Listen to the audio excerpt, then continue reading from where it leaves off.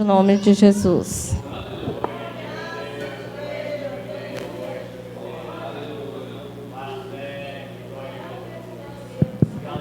Glória a Deus. Aleluia. Cumprimento os irmãos com a paz do Senhor. Glória a Deus. Vamos estar orando. Que o Senhor possa vir falar conosco como Ele já tem falado. Aleluia. Senhor, meu Deus e meu Pai, nesta noite, Senhor, nós vamos apresentar a Deus a vida dos teus filhos que irá ministrar e louvar nesta noite. Pai amado, que o Senhor possa vir usar de forma grande, Senhor, neste lugar. Que o Senhor possa vir falar conosco, Senhor, através deles. Que o Senhor possa usar, Senhor, tremendamente. Abençoa, Senhor Jesus, derrama da tua unção, da tua glória, Pai. Fala conosco em nome de Jesus. Glória a Deus.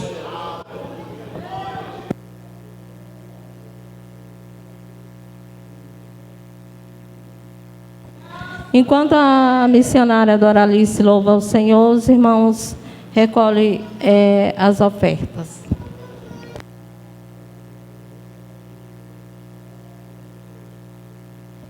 Aleluia. Louvado a tarde teu nome. A paz do Senhor, igreja. Aleluia. Hoje é noite de festa, né? Vamos comer bolo. Então vamos louvar. Irmãos, a Bíblia conta uma história em capítulo 17, versículo 11, que Jesus curou 10 leprosos e só um voltou para agradecer. E hoje, nessa noite, quantos de nós já agradecemos o dia de hoje, os livramentos que Deus nos deu hoje, né? E eu sou um milagre e eu estou aqui para agradecer. Quem conhece a minha história sabe que eu sou um milagre, e esse hino ele conta a minha história. Já louvei ele uma vez e vou louvar ele novamente.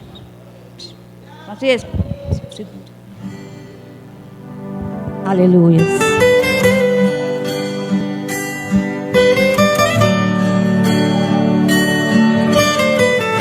Oh, aleluia. Louvado é teu nome, Senhor. Recebe, Deus, é para ti, meu Deus. Aleluia. Aleluia.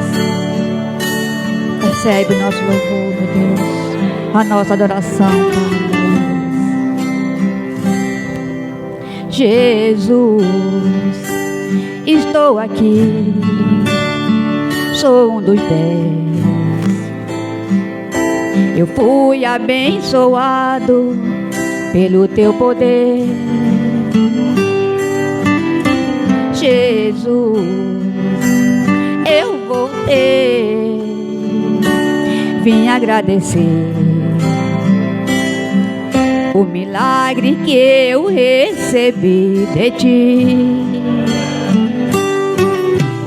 Desde o dia em que por ele eu fui tocado, curou minhas feridas, sarou meu passado, que tanto insistia em me atormentar. Entrou em minha casa, para mim fez tudo novo, me trouxe alegria e me deu renovo. Por isso eu te peço, Jesus, não vai embora. Oh, aleluia. Vai embora, fica comigo. Se quiseres, faço uma tenda só para ti. Ou se não, podes morar dentro do meu coração, pois tu és meu bem-querer, meu grande amor. Deixo tudo pra te servir, ó meu Senhor. Oh, aleluia. Oh, glória a Deus, aleluia. Jesus, estou aqui, sou um dos 10. Eu fui abençoado pelo teu poder. Jesus, eu voltei, vim agradecer o milagre que eu recebi de ti.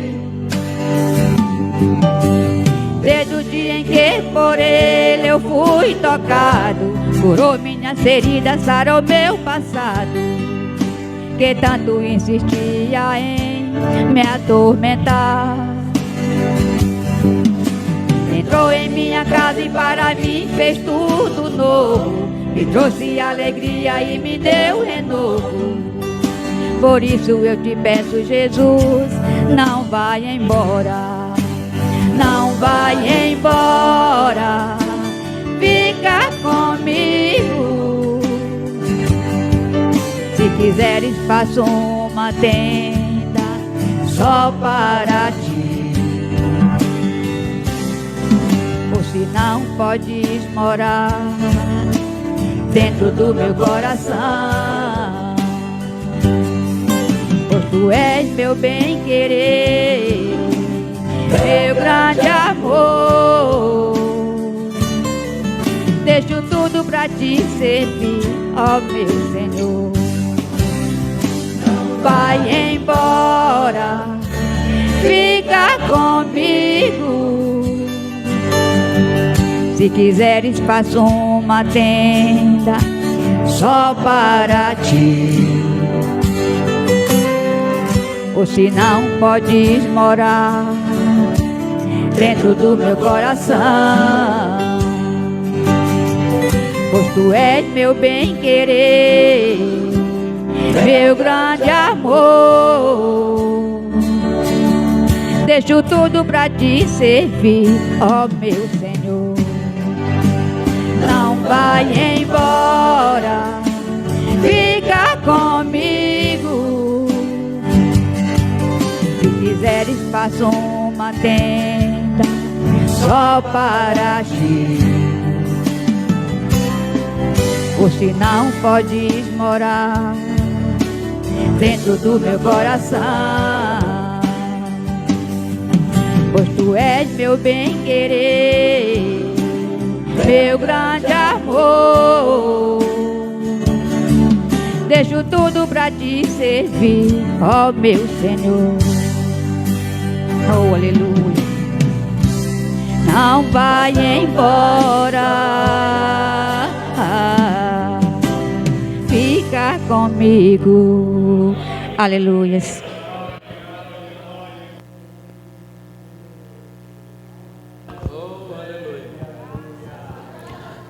Aleluia, aleluia. Vamos ficar em pé, meus amados e queridos irmãos. Queira, por bondade, abrir a sua Bíblia, a palavra do Senhor nosso Deus, em 1 Timóteo, no capítulo de número 4, o versículo de número 16. 1 Timóteo, capítulo de número 4, versículo de número 16. 1 Timóteo, capítulo de número 4, versículo de número 16. Os irmãos que encontraram, digam amém.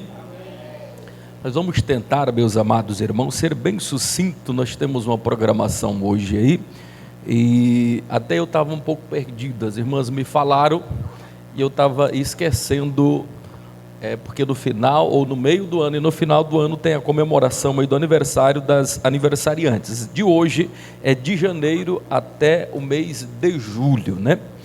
Então, os irmãos que aniversariaram nesse período, sinta-se abraçado, sinta-se homenageado ao final. As irmãs, os obreiros estarão orando por todos os aniversariantes desde o início aí, as irmãs que aniversariaram desde o início de janeiro até o mês de julho. Ok, irmãos? Eu leio, depois os irmãos repetem, tá bom? Tem cuidado de ti mesmo e da doutrina, preserve nestas coisas, porque fazendo isto te salvarás tanto a ti mesmo como aos que te ouvem. Os irmãos,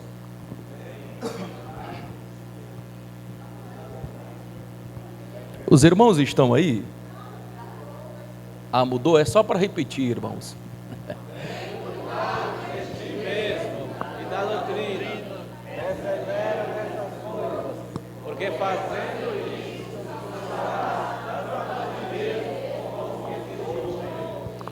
Amém, queridos. Ficai à vontade na liberdade do Espírito Santo de Deus. O apóstolo Paulo, meus amados e queridos irmãos, escreve esta carta. E esta carta ele escreve nos últimos momentos da sua vida. E ele vai dar agora algumas instruções, não só para a igreja, mas ele também dá a instrução ao jovem Timóteo. E ele faz aqui uma recomendação que eu quero estar trazendo sem mais delongas ou qualquer uma outra introdução, dando o tema para essa breve mensagem que nós queremos estar ministrando a vocês nesta noite. Tenha cuidado de ti mesmo. Vire para o lado do seu irmão e diga assim: tenha cuidado de ti mesmo. Diga para o seu irmão: tenha cuidado de ti mesmo. Dá para dizer? Tenha cuidado de ti mesmo. Este, meus queridos, é o tema. É bem rápido, mas eu quero que você preste atenção. Dobre a sua atenção. Preste atenção na mensagem. Não fique andando de um lugar para o outro. Tenha a sua atenção. Tenha a sua reverência, porque a palavra de Deus diz: guarda o teu pé quando entrares na casa do Senhor. E o tema é muito propício, porque diz: tenha cuidado de ti mesmo. O apóstolo Paulo, quando ele dá essa importante recomendação para o jovem Timóteo, deixai-me por gentileza abrir um parêntese aqui, irmãos, na mensagem, porque houve um esquecimento aqui de minha parte. E o Raimundo Nonato está ali, eu o conheço, e depois da Covid a gente acaba esquecendo, né? Então, como não tinha o escrito aqui, Raimundo Nonato é o genro da missionária Eva, que não está hoje aqui, né? Não está hoje aqui, mas ele veio, está ali, obreiro, pastor também, graças a Deus, já congregou aqui nessa igreja, é muito bem-vindo, viu, meu amado e querido irmão, pastor Raimundo Nonato, sinta-se bem em nosso meio, essa casa também é sua. Tenha cuidado de ti mesmo. Ei, olhe para cá. O maior inimigo do homem é ele próprio. O maior inimigo meu está diante do espelho quando eu me olho de frente para o espelho. Ninguém é maior inimigo nosso do que nós mesmos. Às vezes nós individualizamos e colocamos uma pessoa como nosso maior inimigo, e não é desta forma. O maior inimigo nosso é nós mesmos. E é por isso, e sabendo disso, que o apóstolo Paulo diz assim: olha, tenha cuidado de ti mesmo. Maldito o homem que confia no homem. E malditos somos nós quando nós arrazoamos dentro de nós e achamos que nós somos alguma coisa, que somos super crente, que nós somos melhores, que não existe pessoa melhor do que eu sou o melhor pregador, que eu sou o maior cantor, que eu sou melhor que isso, que eu sou melhor do que aquilo, que a obra sem mim não funciona, que a obra sem mim não anda. Eu quero dizer que o pastor Eurípides nesta igreja, ele não é insubstituível. O pastor Jackson não é insubstituível, não tem ninguém insubstituível aqui. O único insubstituível e a maior estrela, e a estrela resplandecente da manhã, é Jesus Cristo de Nazaré. E Ele está aqui nesta noite. É Ele que brilha, a Ele a honra, a Ele a glória, a Ele o louvor, a Ele toda a adoração seja dada nesta noite a Ele, porque Ele verdadeiramente merece toda a nossa honra, todo o nosso louvor e toda a nossa oração. Então entenda, a primeira pessoa que precisa ser transformada aqui nesta noite não é o seu irmão, é você mesmo. Tenha cuidado de ti mesmo. Quando você lembrar de apontar o dedo para uma pessoa, aponte primeiro para você. O primeiro a ser transformado aqui é você. O primeiro que precisa mudar de atitude e de ação é você. Pare de jogar a culpa no outro. Para de reclamar do outro, para de falar mal do outro. Se tiver que falar mal, fale de você mesmo. Miserável homem que sou, pecador homem que sou. As minhas ações são como um trapo de imundícia diante de Deus, e eu preciso transformar, eu preciso mudar, eu preciso ser uma pessoa melhor, eu preciso ser uma pessoa diferente. Tenha cuidado de ti mesmo. Essa é a nossa reflexão aqui nesta noite. Para essa reflexão, rapidamente eu gostaria de falar aqui uma breve bibliografia de 2 homens. Um deles é Jonathan Edwards e Mark Jukes. Esses 2 importantes personagens, podemos extrair deles 2 importantes e valiosas lições. Jonathan Edwards, os irmãos já ouviram falar, já leram sobre ele no livro Os Heróis da Fé. É possível que já tenham ouvido pregações minhas falando a respeito dele, mas nunca nesse tema que quero falar nesta noite, sobre o legado de um homem. Para o homem ter um legado, ele precisa se policiar a si mesmo, e através desses 2 homens aqui nós podemos extrair valiosas lições. Benjamin Valfiert, um grandioso e muito importante bibliógrafo, que faz dentro da Bíblia Sagrada, e também é um biógrafo, além de bibliógrafo, um biógrafo, um exímio conhecedor, e ele faz um importante paralelo. Primeiro ele começa com Jonathan Edwards, falando a respeito dele, e como eu admiro Jonathan Edwards. Esse homem, ele pregou, talvez para você que não saiba, talvez possivelmente depois do Sermão da Montanha, este é o sermão mais conhecido no mundo. Os pecadores nas mãos de um Deus irado. Muito famoso este sermão. Talvez seguramente é o teólogo, é o filósofo mais famoso dos Estados Unidos da América. Ele nasceu no dia 5 de outubro do ano de 1703. Os seus escritos, tudo aquilo que ele deixou foi muito importante. As suas reflexões.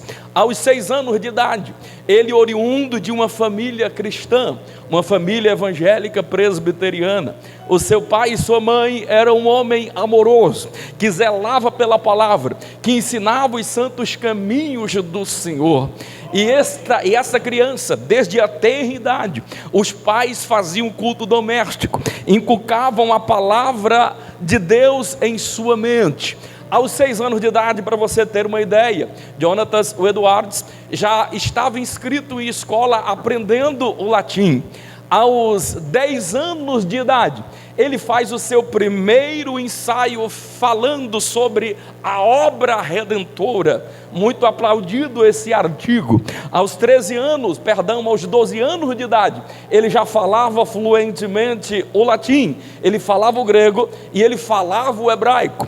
Aos 13 anos de idade, enquanto muitos estão brincando aí na adolescência, esse homem já estava entrando prematuramente em uma universidade, a Universidade de Yale, lá em Nova Jersey, nos Estados Unidos da América. Aos 17 anos de idade, ele já havia alcançado a sua graduação. Aos 20 anos de idade, ele vai escrever as 70 resoluções pessoais da sua vida.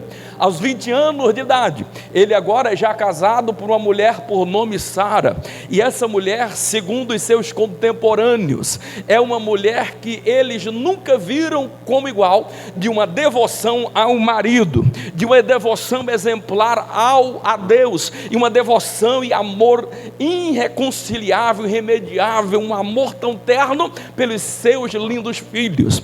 E a maior inspiração, sempre Jonathan Edwards falava, a minha maior inspiração depois de Cristo é a minha esposa.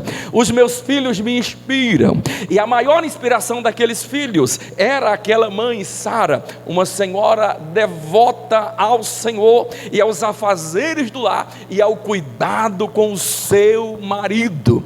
Então Jonatas Edwards vai agora criar esses filhos no molde da palavra. Aos 20 anos de idade ele resolve tomar uma atitude. Ele escreve as 20 resoluções, muito conhecidas no nome, no mundo inteiro. O que são as 20 resoluções? Talvez vocês que aqui estão, muitos do que aqui estava no último filme que nós assistimos aqui. E no final vocês vão observar que um homem, um pai daqueles policiais, eles fazem algumas resoluções pessoais. E ele fala: eu decidi fazer isso, isso e aquilo. Então, aquelas resoluções daquele filme que vocês viram lá, é inspirado nas 70 resoluções de Jonatas Edwards. Este homem, ele escreve algumas coisas importantes ali, mas nenhuma tão mais profunda e tão mais importante do que a resolução que ele faz a respeito do seu comprometimento na criação dos filhos e no cuidado com a sua esposa no lar. Esse homem abençoado, filho de 11 filhos em uma casa, sendo ele o único homem entre 10 mulheres. Esse homem, ele vai se sobressair naquela família, vai ser um pastor congregacional, ele vai ser um grande filósofo respeitado, um grande teólogo respeitado, que trouxe muitas alegrias para os seus pais. Dentre as suas inúmeras atividades, ele não deixava de tirar o tempo para a família, irmã Luciana. Ele não deixava de tirar o seu tempo na educação dos seus filhos. Isso para ele era sagrado. Nenhum dia da sua vida ele foi negligente com relação a isso, e nenhum desses quesitos, porque nessas 70 resoluções ele tomava uma atitude, e ao final do dia ele ia verificar se tudo quanto estava escrito ali ele havia cumprido ali, se alguma coisa ele havia falhado daquelas resoluções, sobretudo no cuidado, na educação dos filhos, sobretudo no cuidado, no carinho e atenção para com a sua esposa. E a vida dele era muito corrida, irmão, muito mais do que a minha, muito mais do que a sua. Mas eu não tenho tempo. Esse homem não tinha tempo. Sabe que horas ele acordava todos os dias? Religiosamente, todos os dias, às 4h30 da manhã. Começava o dia dele ali, sabe o que ele ia fazer? Ele ia para a biblioteca, ia ler, ia escrever, ia orar e chorar aos pés do Senhor, escrevendo, fazendo livro, meditando na palavra do Senhor Jesus. E o seu dia se iniciava nos seus afazeres, porque foi professor também. Esse homem chegou à presidência de uma importante universidade nos Estados Unidos. Era um homem cheio de muitas atividades. E o interessante é que agora eu quero abrir este parênteses, é que Benjamin Warfield, ele vai agora fazer este paralelo. E ele vai fazer um estudo que Benjamin, ele é o precursor nesse tipo de estudo, entre os teólogos e os filósofos, que se chama a etapa das 5 gerações. E nessa etapa das 5 gerações, ele vai traçar o perfil de todos os descendentes de algumas pessoas, da primeira, da segunda, da terceira, quarta, até a 5ª geração. E ele vai ter o cuidado de observar que ao entrar na universidade, ele vai fazer um paralelo a respeito da criação, de como fora criado Jonatas Edwards e como foi criado Mark Jukes. Esse Mark Jukes tinha a mesma possibilidade de se dar bem na vida, tinha a mesma possibilidade. Os pais tinham recursos financeiros, mas os pais não educaram Mark Jukes no temor da palavra do Senhor, negligenciaram o ensino desta pessoa.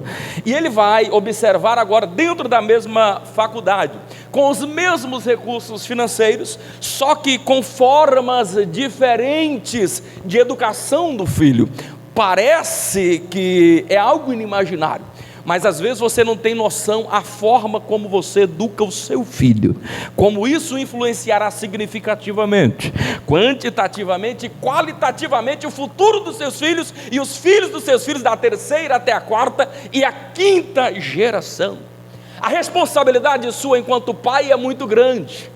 Então, só para você ter uma ideia, as 5 gerações são relatadas por Benjamin, e ele começa agora a relatar, pasmem, da primeira até a quinta geração de filhos de Jonatas Edwards, pasmem, eles vão ter um número de 1.394 descendentes. 1.394 descendentes. Destes, 100 foram advogados. Destes, 30 foram juízes. Destes, 13 foram reitores e presidentes de universidades. Pasmem, desses 100 foram pastores. Destes, 80 ocuparam cargos públicos de proeminência. Muitos deles foram nomeados e chefiados no Congresso Nacional dos Estados Unidos. Destes, o neto de Jonatas Edwards foi vice-presidente do segundo presidente dos Estados Unidos da América. Destes, 3 governadores, 3 prefeitos, 3 senadores, vários membros do Congresso, um interventor federal que controlava todas as finanças dos Estados Unidos, um dos cargos mais importantes ali. E destes também, somando e perfazendo-se, 60 escritores. Dentre esses escritores tiveram 135 livros como um dos maiores best-sellers da sua época. Revolucionou. Olha o que um homem fez. Na sua descendência de 5 gerações, 1.394 pessoas. Não teve nenhum bandido, não teve nenhuma pessoa que se perdeu em meio a este enumerado de descendentes. Agora pasmem, Mark Jukes, esse homem que não teve a mesma educação de Jonatas Edwards, que teve uma educação à sua maneira, que viveu a vida à sua maneira, que tinha tudo para dar certo, nasce uma família boa, mas começa a apodrecer ali. Os pais não tiveram cuidado de disciplinar, de ensinar o filho no caminho que deve andar, não mostraram para ele o ensinamento da palavra. Veja o que aconteceu com os descendentes na mesma época da quinta geração. O primeiro teve 1.394 descendentes. Mark Jukes teve apenas 540. Desses 540, 310 morreram na mais absoluta miséria. Desses 310, 200 deles, meus amados e queridos irmãos, morreram pedindo esmola ou morreram em asilos. 100 deles morreram como indigentes. 100 destes 540 terminaram a vida como bebos irremediáveis, incuráveis, intratáveis, 2 loucos. Destes, 18 viveram à custa de mulheres em prostíbulo. Olha a vida de alguém que não teve o cuidado. Começou da mesma forma que o outro, tinha as mesmas condições, mas no final a sua geração foi comprometida por causa da má educação dada aos seus filhos. As mulheres desse grupo, que era a maior parte, era de mulheres. Destas mulheres, meus amados e queridos irmãos, todas entraram pelo caminho errado. Os homens, 150 foram criminosos condenados. Desse número de 540, 70 deles tiveram a pena acima de 13 anos dentro da prisão. Destes 70, 7 foram assassinos condenados, e os outros 60 tiveram a pena porque assaltaram, ou porque roubaram, ou porque foram assaltantes de banco. Destas mulheres que eu acabei de falar, metade dessas mulheres foram prostitutas. Destas mulheres, 67 delas viveram e morreram com sífilis, e essas mulheres infectaram uma dezena de milhares de homens. A família de Mark Jukes custou ao Estado, fazendo o enumerado, aproximadamente 1.800.000 aos cofres públicos de despesa para recuperar essas pessoas que eram tão ruins perante a sociedade. O que eu estou querendo dizer com isso?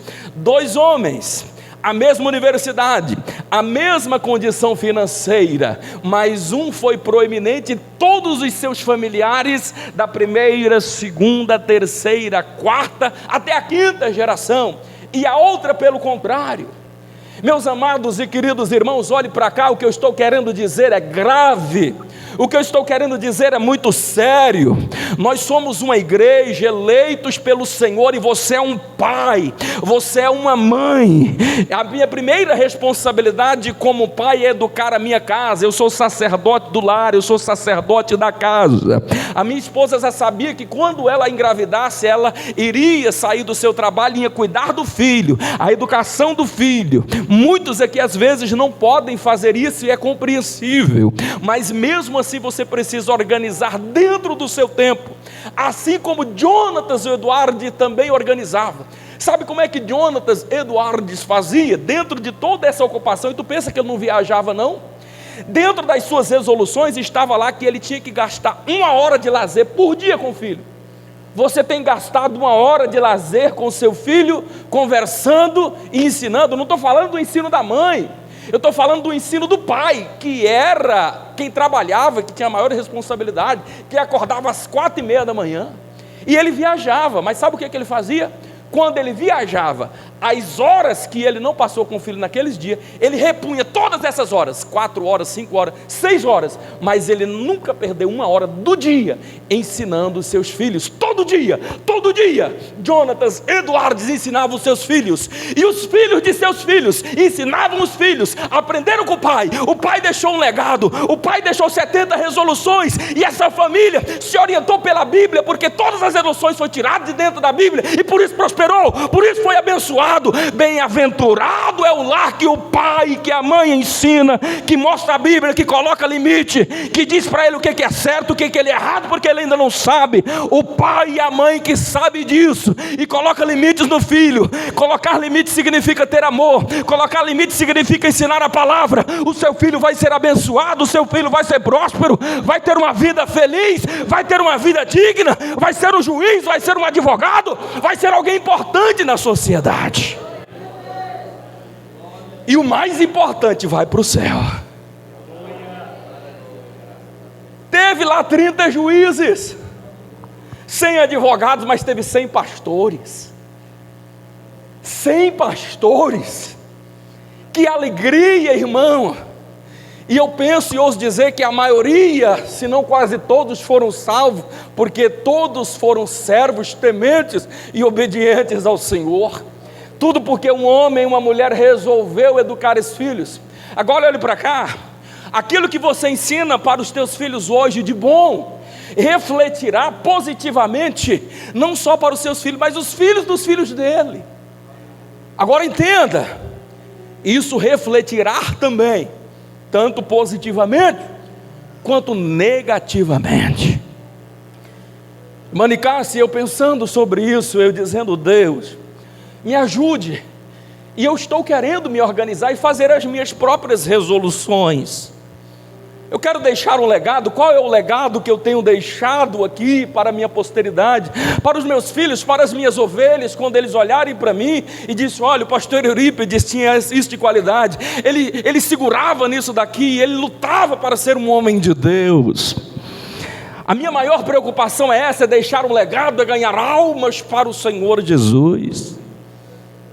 Esse é o meu principal legado que eu quero deixar, e eu tenho buscado ao Senhor, e eu estou orando para que Deus dê as minhas resoluções, e ao final do dia, todas as vezes eu olhar para elas e disse, Deus, obrigado, porque eu consegui cumprir, não foi fácil, eu consegui cumprir as minhas resoluções no final do dia.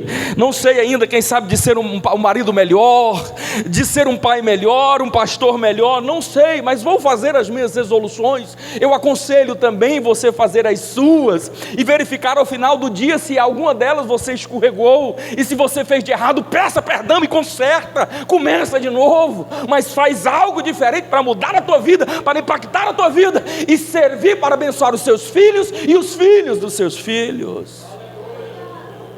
Nós precisamos tomar uma atitude, mas seguramente, irmã Nicássia, dentro dessas resoluções, está entre umas principais para mim, é que eu não perca a minha integridade, é que eu mantenha a minha integridade, irmãos. Você sabe o que é o íntegro? Jó, no capítulo de número 27, o versículo de número 5, ele diz assim, longe de mim que eu vos justifique, até que por mim mesmo eu vos inspire, porque nunca jamais eu abrirei mão da minha integridade, nunca jamais eu abrirei mão da minha integridade de ser crente, de ser cristão, de procurar ser um santo homem de Deus. Isso era Jó, ele nunca abriu mão da sua integridade. Eu digo, Deus me ajuda a ser íntegro. O que é ser íntegro? É ser por inteiro. Olha no dicionário, integridade é o inteiro. Você não pode ser duas metades, você não pode ser duas caras, você não pode ser bipolar. Uma hora você está bem, outra hora você está ruim. Uma hora você está no mundo, outra hora você está na igreja. Não, toma uma posição, seja por inteiro, seja crente, seja íntegro na sua escola, no seu trabalho. Seja crente aqui na igreja, mas seja crente na sua casa. Seja crente aqui na igreja, mas seja crente lá no seu trabalho. Seja crente aqui na igreja, mas seja crente na rua, aonde você está viajando, nas férias. Mantenha a sua integridade.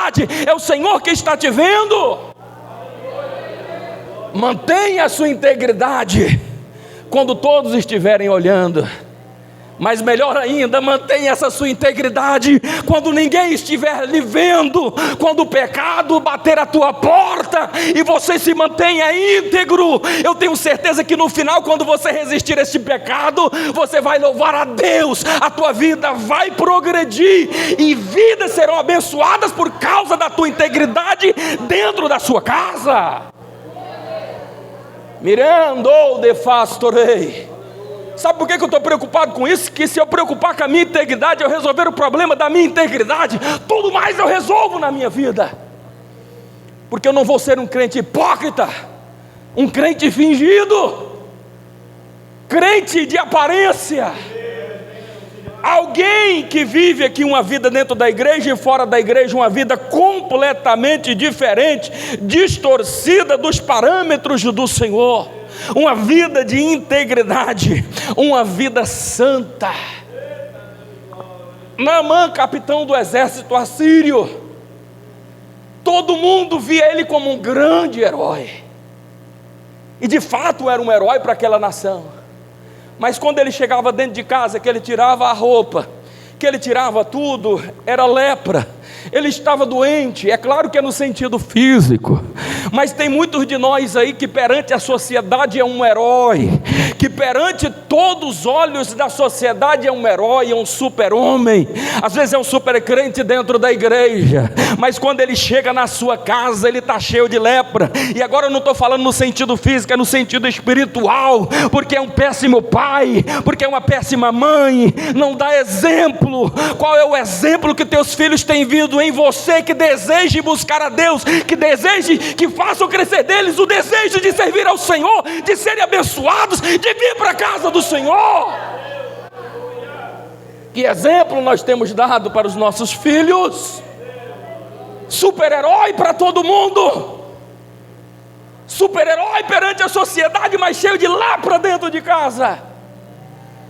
Sabe quando é que você sabe que você está sendo algo de exemplo, que os seus filhos, que a tua esposa, que o teu marido e que teus filhos se espelham em você? É no dia que esse marido, que essa mulher chega para você e diz: ô meu esposo, a oração da igreja é importante. Eu amo a oração da igreja, mas eu vou dobrar os meus joelhos, porque eu confio na sua oração, marido. Eu confio na sua oração, marido, porque tu é o sacerdote do meu lar. Se o teu filho não te pede oração, se a tua mulher não te pede oração, não confia na tua oração, homem, resolva mudar a sua vida a partir de hoje. Mulher, se os teus filhos não veem você a mulher de Deus, se eles não sentem o desejo de dizer: mãe, ora por mim, ora para a minha vida. Se esse teu marido não tem a confiança de pedir para você: mulher, olhe para mim, ora por mim, a sua oração é importante. Alguma coisa está errado, alguma coisa precisa ser mudado nesta casa. Lá dentro da sua casa, você é o pastor da sua casa, você é o sacerdote da sua casa, é a primeira igreja que você pastoreia. Dentro da sua casa você precisa ser visto como crente, como obreiro, como mulher de Deus, como homem de Deus, assim como você é aqui na casa do Senhor. Oh, aleluia, eu não tenho dúvida que o Espírito Santo de Deus está derramando do céu essa palavra ao meu coração, ao seu coração. Oh, aleluia, precisamos, irmãos, parar de ver uma vida de faz de conta, duas caras, uma cara aqui na igreja, outra cara, bipolar, uma hora está feliz, outra hora está triste. Vamos parar com isso. Vamos parar com isso, irmãos. Outra coisa, não dá tempo para nós conjecturarmos. Ensine os seus filhos. Eu decidi, eu vou ensinar para o meu filho. Eu vou ensinar no meu lar. Primeiro que eu aprendi com a minha esposa isso. Irmão, porque eu nunca tive, Deus sabe disso, eu tenho que lutar comigo. Eu nunca tive ambição, a minha maior ambição é ir para o céu. Eu não tenho ambição de ser rico, de ser isso. Mas se a prosperidade vem e Deus abençoa, a gente pode sonhar grande. Nós podemos fazer grandes coisas com o nosso dinheiro aqui, aplicando na obra, enviando missionários. E se Deus quiser fazer de mim rico, que me faça para prosperar as nações, não para me corromper, mas para fazer algo em prol do Evangelho, para ser exemplo que inspire alguém. Então eu decidi, assim como a minha esposa me ensinou isso, eu vou ensinar para a minha filha, para os meus filhos, a sonharem grande. Vou ensinar os meus filhos a sonharem grande, porque sonhar grande e sonhar pequeno dá o mesmo trabalho. Vou ensinar os meus filhos a sonhar, agora olhe para cá. Não é porque que eu vou ensinar eles a sonhar grande, eu até posso, eu devo ensinar os meus filhos a sonhar grande, mas ensine a eles a ter humildade para começar pequeno. Porque tem pessoa que sonha grande, mas quer começar grande, não comece, paga o preço. Não existe vitória sem luta. Você quer ter um grande progresso, você vê aí o irmão Edenilson, na posição que ele está, mas ele passou dificuldade, tinha dificuldade, passou luta, irmão, ele teve medo de até passar fome, de não dar conta de dar de comer para essa mulher. Irmão, às vezes eu passei um momento da vida que eu tive que acabar tudinho, quando vi que o meu pai ia morrer, eu digo, meu Deus, vou para debaixo da ponte. Se meu pai e meu irmão, estou destruído, não tenho nada, não sei fazer nada, tinha 13 anos de idade, vou morrer. Desesperei. A gente desespera. Ensina os teus filhos a sonhar grande, mas ensina eles também a ter humildade, para se precisar comece do pequeno, limpando o chão, faça com amor. Você é fiel no pouco, sobre muito Deus lhe colocará. Você diz, Deus, eu estou fazendo aqui, mas se o Senhor quiser me dar mais, eu recebo, eu tomo posse. Ensina o teu filho a sonhar grande, mas ensina ele a ter humildade para começar pequeno também, se precisar. Ensina esse menino a limpar o chão, a varrer a casa, ensina ele a trabalhar na sua casa, ensina. Eu sei que vocês não gostam, eu não gostava também não, e minha mãe botava. Rapaz, e naquela época tinha um cimento vermelho lá, olha só, aí ela colocava, e a gente tinha que encerar, era na mão, no bombril, e ficava brilhando. Quando nós morávamos na roça, era chão batido, tinha que aguar e jogar e limpava. As vasilhas brilhavam, não tinha bombril, a gente ia no meio do corpo, pegava areia, em arear aquilo dali. Não arrancou a mão de nenhum de nós, não deu nenhum bandido, graças a Deus. Ensina esse teu filho, ensina ele a trabalhar, porque senão ele vai ser vagabundo. Eu estou aqui porque sou pastor e eu preciso lhe dizer, irmão, a gente precisa aprender isso. O filho vai achar ruim, ele vai contrariar. Quantas vezes eu contrariei com a minha mãe? E eu digo, oh Deus, obrigado, porque ela me ensinou a ser homem. Ensinou o que eu deveria fazer. Os filhos nem sempre vão gostar, mas é para o bem deles. Você precisa ensiná-los, porque eles não sabem ainda o que é certo, o que é errado. É você que precisa ensinar para eles. Por último, não dá mais tempo para finalizar. Dentro das minhas resoluções, eu estou pensando em colocar uma que eu considero muito importante.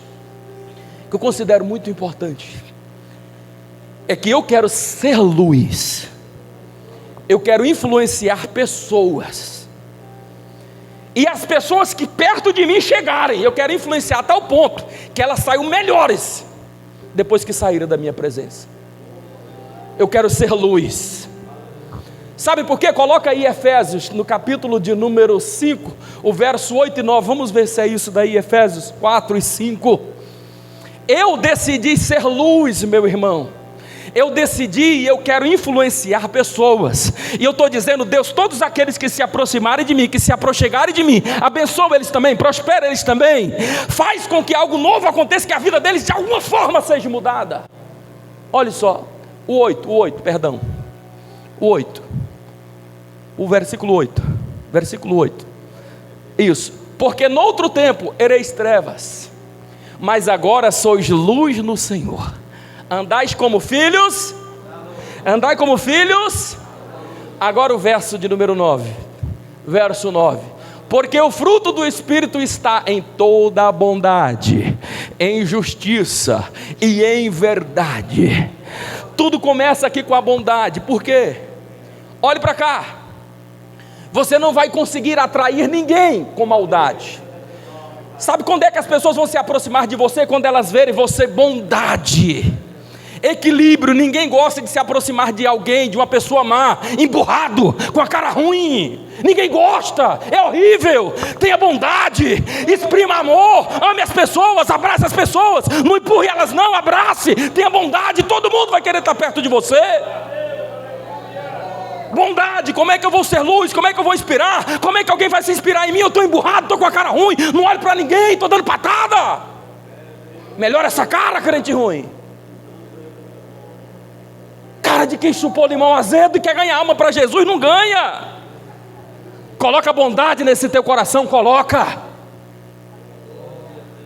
Mas bondade sabe como? Com justiça e com verdade também, porque senão você vira banana e vai ser objeto na mão dos outros. Ah não, ele é bom, vai fazer tudo de besta. Também não é assim. Use a bondade, porque vai se aproximar de pessoas, mas com justiça e com verdade. Mostre a verdade para essa pessoa. Quando ela se aproximar de você, olha só, olhe para cá. Tem pessoas, e eu pergunto, quem se aproxima de você sai melhor ou sai pior? Quem se aproxima de você fica mais perto da luz ou mais perto das trevas? Quem se aproxima de você fica mais doce ou ele fica mais amargo? Quem aproxima de você ele fica mais puro ou está ficando mais impuro? Quem se aproxima de você está tendo mais sede de Deus ou está se afastando de Deus? A pergunta aqui é: você tem sido trevas ou você tem sido luz? Porque o versículo está dizendo que você tem que ser luz, porque tu é filho do Senhor. E se tu é filho da luz, Jesus é a luz, nós devemos nos portar como filho das luzes e não filho das trevas. Ele me andou lá e chequei. Deus tem me chamado para pregar o evangelho de verdade, irmãos. Evangelho da verdade. Você vai para outros lugares e estão pregando um monte de mentira, e é a verdade. Eu falei a história de um homem que teve a sua geração influenciada. Todos os fracassos que eu tive até hoje na minha vida, a culpa não foi de ninguém, a culpa foi minha. Eu só estou na condição que eu estou até hoje. Eu não culpo ninguém, foi eu que atrasei os projetos, os planos de Deus, a prosperidade de Deus, a bênção da minha vida, por causa da minha raiz de amargura, por causa do meu pecado, por causa da minha raiva, por causa do meu ódio. É eu que estou atrasando, e eu decidi tomar uma posição de ser luz e influenciar pessoas a serem luz também. Aleluia. Pare de perder tempo com conversa fiada. Retirai, pois, toda a palavra torpe da vossa boca, toda a maledicência.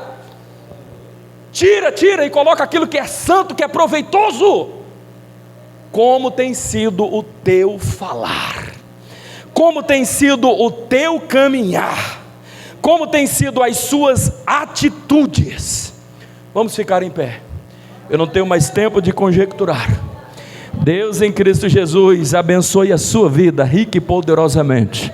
Coloque a mão no seu coração. Não estou dizendo que a partir de hoje você vai fazer uma resolução, porque não é fácil. Jonatas Edwards começou com 20 anos, mas ele não terminou com os 20 anos. Ele terminou mais na frente. Ao final, ele já tinha 70 resoluções. E Deus o abençoou sua família. E eu quero crer, meu irmão, que você vai ser abençoado, e vai abençoar a sua família, vai abençoar a sua casa. E você vai parar de ser ruim em casa, e vai ser bom com seu marido, vai ser bom com seu marido, vai ser bom com seus filhos, educando, ensinando, disciplinando se preciso for. Você vai fazer a diferença. Crie as suas próprias resoluções e influencie a sua vida e a vida dos seus familiares. Alguém diz: é sorte. Não é sorte, é Deus. Foi Deus na família de Jonatas Edwards. Não se perdeu nenhum na quinta geração. Olha a família do outro, tinha as mesmas condições, o mesmo dinheiro. Ninguém prestou, ninguém valeu nada. É claro, eu não estou dizendo que está condenado. Se algum desses tivesse se arrependido, Deus tinha feito ele prosperar, e ele poderia ter quebrado a maldição. Mas não, é muito mais difícil. Então toma uma decisão hoje. É por isso que Josué disse: tomai uma decisão hoje. Eu já decidi, eu e a minha casa serviremos ao Senhor. Meu amado e querido irmão, não abre mão do seu filho, abrace ele, ama ele, continue abraçando. Nenhum vai se perder, o teu marido não vai se perder, a tua mulher não vai se perder. Ore pela tua mãe, pela conversão dos seus parentes. Deus quer fazer uma grande obra, Deus quer fazer algo maravilhoso na tua vida, mas comece hoje a mudar, a ser diferente, em nome do Senhor Jesus, aleluia. Pastor, bem-vindo. Você pode fazer essa oração aqui por esses irmãos? Irmãos, esse pastor deu uma palavra tão poderosa aqui de manhã que me inspirou até agora. Me inspirou, meus irmãos. Aleluia. Cuide da sua integridade. Vigie os seus pensamentos, porque eles se transformarão em palavras. Vigie as suas palavras, porque elas se transformarão em atos. Vigie os seus atos, porque se transformarão em hábitos. Vigie os seus hábitos, porque eles se transformarão em caráter. Vigie o seu caráter, porque dele dependerá o seu destino, o lugar para onde você vai. Oh, aleluia. Não fácil, o pastor me inspirou, sabe como, pastor? Naquela mulher de Nabal. O senhor contando a mulher, olha só, ela nunca falou mal do marido, e o marido era um Nabal, não valia nada, não prestava. E a mulher honrou aquele camarada ruim. Mas chegou o dia, irmão, que Deus foi prestar conta, e o Nabal morreu. Glória a Deus, aleluia. Aí alguém pegou, só descobriram aquele dia, tu acredita? Só descobriram que o homem era ruim naquele dia. Sabe como é que descobriu? O pastor era inteligente. O pastor foi lá e disse, mais ou menos assim, não me lembro direito: irmã, a senhora quer que nós ora? De repente a senhora falava tão bem desse teu marido aí, tem um pastor lá que ele ora e o povo ressuscita. E a irmã, não precisa não. Deixa quieto. É porque só ela e os filhos sabiam o trate que ela tinha dentro de casa. Irmão, se tu não der conta, e se esse marido, tu permaneça fiel, se esse teu marido não melhorar, Deus tira ele. Meu Deus, aleluia. Mas Deus vai fazer uma coisa, permaneça fiel, Deus vai fazer a obra. Fica tu pensando, não, mas não vai encontrar outro melhor do que eu. Não vai não, vai encontrar o melhor, porque tu não presta não. Se morrer, Deus vai dar um outro melhor se ela permanecer. Fique pensando também você, não, mulher, não, se morrer, olha, não vai achar outra melhor. Acha, tem outra melhor do que tu, sim. Tu não é estrelinha não, começa a se converter agora. Toma a sua atitude, o maior adversário é você mesmo. Mude você dentro de casa. Mude você, mulher, mude você, homem, que é para Deus depois não vir, porque tu pensa que não. Uma mulher fiel, Deus honra ela. Deus vai apertar o parafuso desse homem, Deus vai apertar o parafuso desta mulher. Agora, se tu quer tomar as tuas atitudes com a tua própria força, vai dar problema, teu casamento acaba, a tua vida acaba. Espera em Deus e espera nele para tu ver o que Deus faz, o que Deus é capaz de fazer. Pastor, bem-vindo, faça essa oração. Oremos, meus irmãos. Fale com o seu Pai, Ele está presente. Senhor, nós estamos aqui agradecidos ao Senhor por essa palavra que nós ouvimos.